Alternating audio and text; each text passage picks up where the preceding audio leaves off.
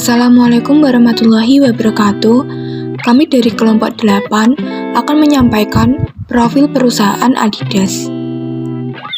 Adidas Salomon AG atau yang lebih dikenal dengan Adidas merupakan perusahaan yang memproduksi sepatu dan beberapa perlengkapan olahraga lain yang berpusat di Herzogenaurach, Jerman. Perusahaan ini pertama kali didirikan oleh Adolf Adi Dassler pada tanggal 18 Agustus 1949. Nama Adidas sendiri datang dari nama pendirinya. Produk Adidas pertama kali diluncurkan pada tahun 1950.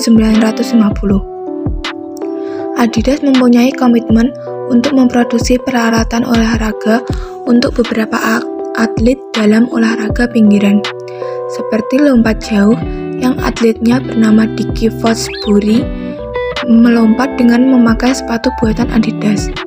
Dalam final Piala Dunia tahun 1970-an, pada saat Jerman mengalahkan Belanda pada partai akhir dengan kedudukan 2-1, pemain Jerman Franz Beckenbauer memakai Adidas pada saat acara penobatan.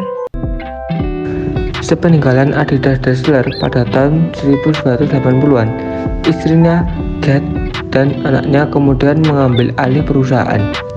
Pada tahun 1990-an, di bawah kepemimpinan CEO Robert Louis Drewery, Adidas semakin berkembang menjadi sebuah perusahaan manufaktur yang berbasis penjualan perusahaan. Seiring dengan hal tersebut, pada tahun 1995 Adidas mulai go publik dengan mencatatkan sahamnya untuk pertama kali di bursa efek Frankfurt dan Paris. Pada tahun 1996, Adidas menjadi produsen bagi 6.000 atlet di 33 negara dalam Olimpiade. Atlet-atlet tersebut kemudian berhasil meraih 220 medali, termasuk 70 medali emas. Dengan hal tersebut, membuat penjualan produk Adidas semakin bertambah sebesar 50%. Pada bulan Desember 1997, perusahaan ini mengakuisisi Salomon Group dengan merek TaylorMade, Mavic, dan Bonnefer. Dengan hal tersebut, perusahaan ini kemudian berganti nama menjadi Adidas Salomon AG. Pada tahun 2000, dengan manajemen baru, perusahaan semakin berusaha untuk terus mengembangkan perusahaan dengan program pertumbuhan efisiensi. Salomon Group yang terdiri dari Salomon, Mavic, Bonnefer, Klitsch, dan Armstrong kemudian dijual ke Amersport pada bulan Oktober 2005, sehingga Adidas Group terfokus untuk produksi sepatu atletik dan pakaian olahraga serta kategori golf yang semakin bertumbuh. Dengan hal tersebut, nama perusahaan kemudian berganti kembali menjadi Adidas AG pada bulan Mei 2006. Dengan penutupan transaksi Reebok yang terjadi pada tanggal 31 Januari 2006 menandai babak baru dalam bisnis Adidas Group. Adidas Group kemudian mengakuisisi merek sepatu terkemuka di dunia tersebut. Dengan penggabungan dua merek sepatu terkenal di dunia yang sudah teruji kualitasnya, tersebut semakin memberi keuntungan bagi perusahaan sendiri. Pada bulan November 2010, Adidas Group meluncurkan rencana bisnis strategis 2015 yang bernama Route 2015. Rencana ini merupakan rencana yang paling komprehensif yang pernah dibuat, yakni menggabungkan semua merek, cabang penjualan, dan fungsi grup secara global. Tak berhenti sampai di sana, pada tanggal 3 November 2011, perusahaan kembali mengakuisisi 15 yang merupakan pelopor merek dalam pasaran luar untuk olahraga luar ruangan. Adidas tidak pernah berhenti memberikan terobosan terbaru untuk produknya. Pada tahun 2013, Adidas mengeluarkan produk terbarunya yang revolusioner.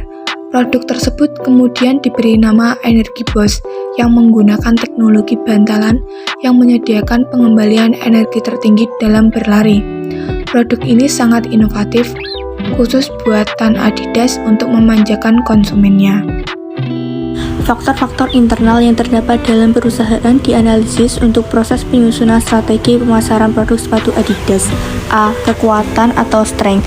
Kekuatan menggambarkan hal yang dimiliki perusahaan dan dapat memberikan keunggulan kompetitif bagi perusahaan itu sendiri. Kekuatan tersebut antara lain: 1. Kualitas bahan atau material sepatu yang terbaik. 2. Desain dan model sepatu sangat unik dan variatif. 3. Sepatu Adidas merupakan salah satu brand sepatu terbaik di dunia. 4. Jaminan kualitas produk yang baik pada konsumen. 5. Memiliki 4 kategori sepatu yang dipasarkan. B. Kelemahan atau weakness. Kelemahan menggambarkan hal yang tidak dimiliki perusahaan, tetapi perusahaan lain memilikinya. Kelemahan yang terdapat antara lain: 1. Masih kurangnya aktivitas promosi. 2. Kurangnya strategi penjualan melalui sosial media atau media lainnya. 3. Kurangnya keterampilan atau kemampuan yang dimiliki karyawan pada perusahaan dalam bidang-bidang tertentu.